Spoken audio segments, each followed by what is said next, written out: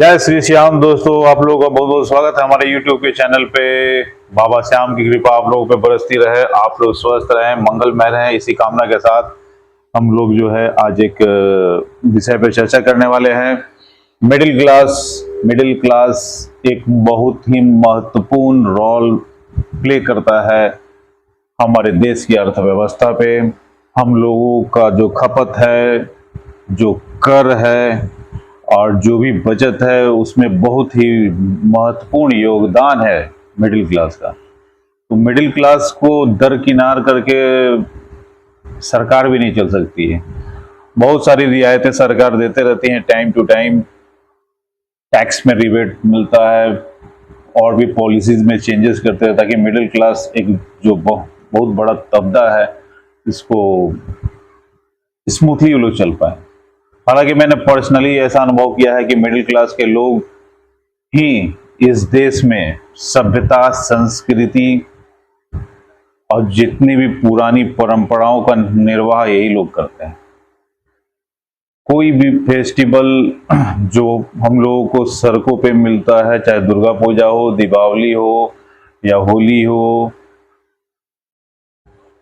सब बहुत ही धूमधाम से हमारे देश के मिडिल क्लास के लोग ही मनाते हैं। एक परंपरागत तरीके से, एक परंपरागत पहनावे से और रीति रिवाजों को निभाते हैं। और मिडिल क्लास के लोग जो हैं हमारे देश में, उनका जो आर्थिक स्थिति है वो बहुत ही अच्छा नहीं है। बहुत सारी आवश्यकता है जो उनकी पूरी नहीं हो पाती है। पर्सनली मैंने मिडिल क्लास, मैं खुद भी एक मिडिल क्लास से हूँ, तो मैं समझ रहा हूँ अगर माता पिता बच्चों के पढ़ाई लिखाई या अदर एक्सपेंसेस में खर्च करते हैं तो माता पिता की कुछ ज़रूरतें होती हैं जो वो पूरी नहीं कर सकते हैं, वो पूरी हो भी नहीं पाती हैं क्योंकि इस तरह का बजट होता है, इस तरह की खर्च है आज के समय में। उसको घर परिवार को चलाने में बहुत ही बैलेंस की जरूरत होती है, बहुत बैलेंस। और मिडिल क्लास आदमी बहुत ही बैलेंस तरीके से जीता है क्योंकि उसको सेविंग भी करनी है, फ्यूचर भी देखना है, अभी भी इन्वेस्टमेंट करना है, बच्चों की पढ़ाई भी है, ओल्ड एज में जो पेरेंट्स हैं वो भी है, अपना भी मेडिकल एक्सपेंसेस है, सब मिला जुला के कुछ बचने का नहीं है। और सबसे इम्पोर्टेंट होता है पढ़ाई लिखाई।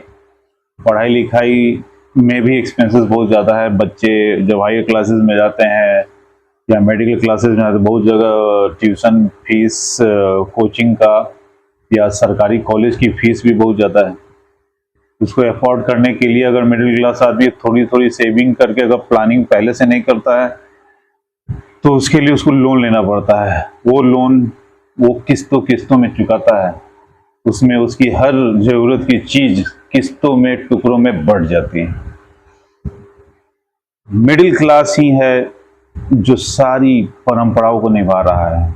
सो कॉल लो कास्ट के लोग भी अपना नियम चलाते हैं, उनका कहना है कि मेरे पास कुछ नहीं है, इसलिए जो है वो अपने तरीके से जिंदगी जीते हैं।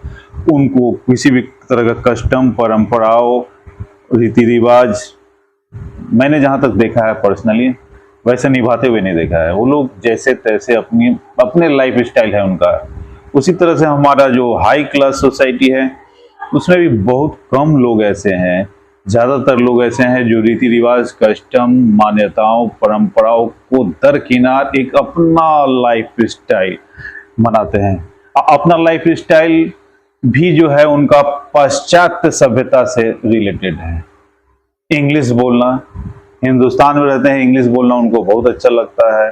वेस्टर्न कपड़े पहनना, वेस्टर्न तरीकों को अपनाना, उसी में वो अपना रॉयल्टी समझते हैं या सारे।